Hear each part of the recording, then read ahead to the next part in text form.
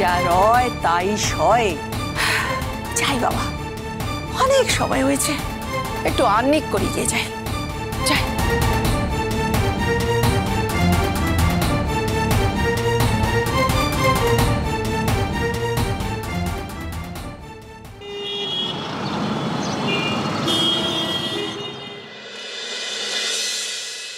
এটা রিডিকুলাস ব্যাপার।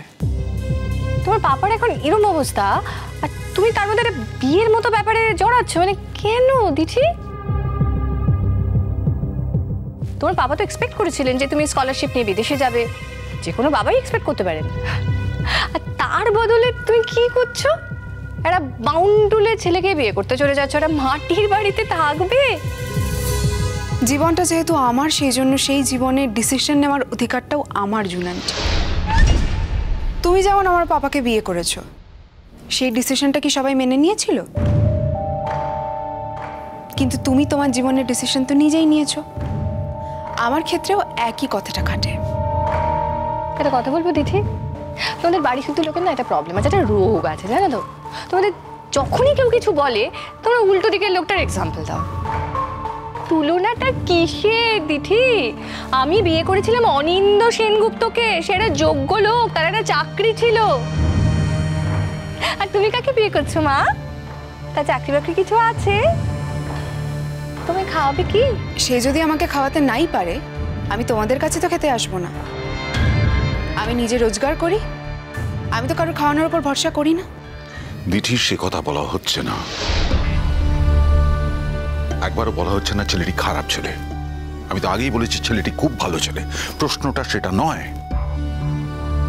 প্রশ্নটা হচ্ছে বিবাহিত জীবনে সে তোমায় সুখী করতে পারবে তো? সেই এলেম তার আছে?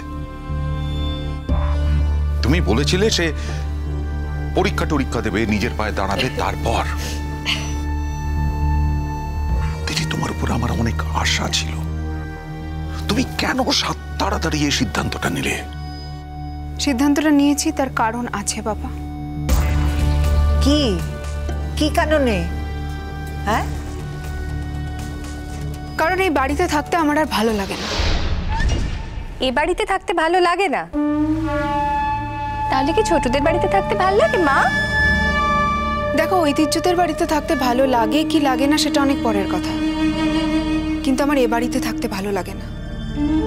আমি এখানে থাকতে চাই না। কেন দিঠিমা, এই বাড়িতে থাকতে ভালো লাগে না কেন? মা নেই বলে?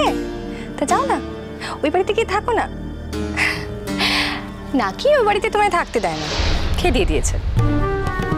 আমি জানি না এ বাড়িতে থাকতে ভালো না লাগার কারণ মায়ের এখানে না থাকা কিনা। তবে হ্যাঁ, তুমি এখানে আছো বলে আমার এই বাড়িতে থাকতে ভালো লাগে না, সেটা সত্যি কথা। কি বললে? হ্যাঁ বললাম তো, তুমি এখানে আছো বলে আমার এই বাড়িতে থাকতে ভালো লাগে না। আমার তোমার সঙ্গে মেলে না। মাঝে মাঝে তো আমার মনে হয় তুমি একটুও বদলাওনি জুনান্টি।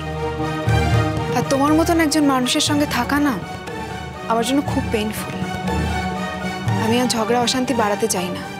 At the end of the day আমি তোমার পাপাকে সবসময় দেখতে পারবো না, তুমি আমাকে দেখতে দেবেও না, তুমি আমার পাপাকে দেখবে।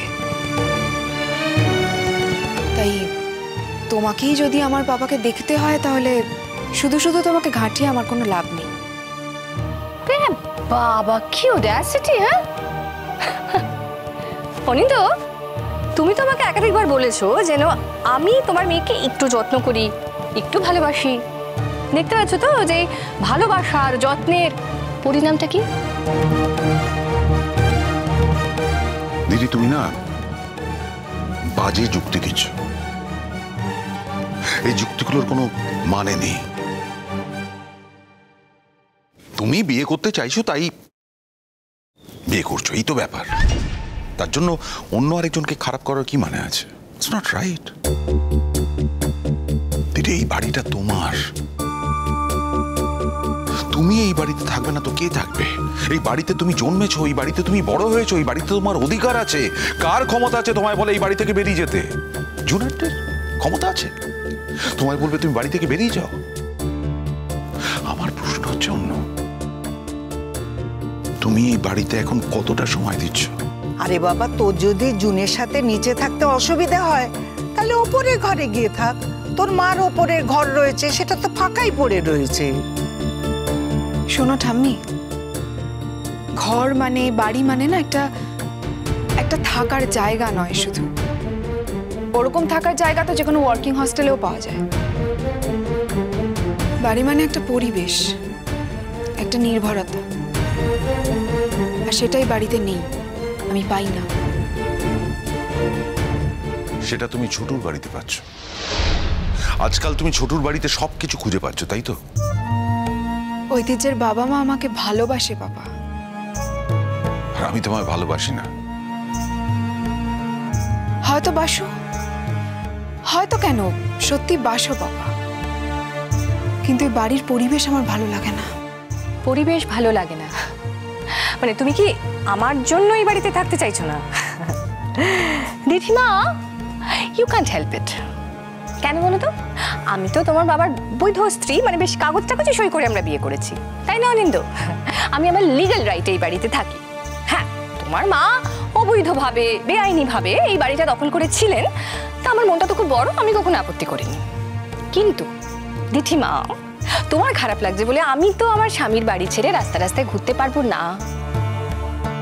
আমি কি সে কথা বললাম? আমি তো বলিনি।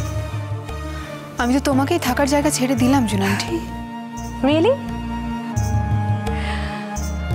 আচ্ছা অনিন্দ, একটা কথা আমি জানতে চাই, যে তোমার মেয়ের বিয়েটা কিভাবে হবে? মানে দেখো, তোমার এখন যা ফাইন্যান্সিয়াল কন্ডিশন বা তোমার হেলথ ওয়াইজ যা অবস্থা, তুমি তো খুব একটা ধুমধাম করে ঘটা করে। আমার মেয়ের বিয়ে তো ও নিশ্চয়ই হেঁটে হেঁটে বিয়ে করতে যাবে না। আমার মেয়েকে আমি হেঁটে হেঁটে বিয়ে করতে যেতে দেবো না। মিনিমাম একটা ব্যবস্থা নিশ্চয়ই করা হবে। সেই তো একটা লৌকিকতা বলে তো কথা আছে নাকি? আর তাছাড়া ছেলের বাড়ির লোক জানে তো আমাদের পয়সা কড়ি আছে, আমরা বড় লোক মানুষ। এইভাবে মেয়ে ওখানে গেলে দাম পাবে নাকি? তবে একটা কথা বলবো দিঠি, তুই দেখে নিস, বুঝে নিস, কেমন? ওই ছেলেটি তোর জন্য ঠিক হবে? ওই পরিবার তোর জন্য কি ঠিক হবে? তুই ওখানে গিয়ে থাকবি কি করে?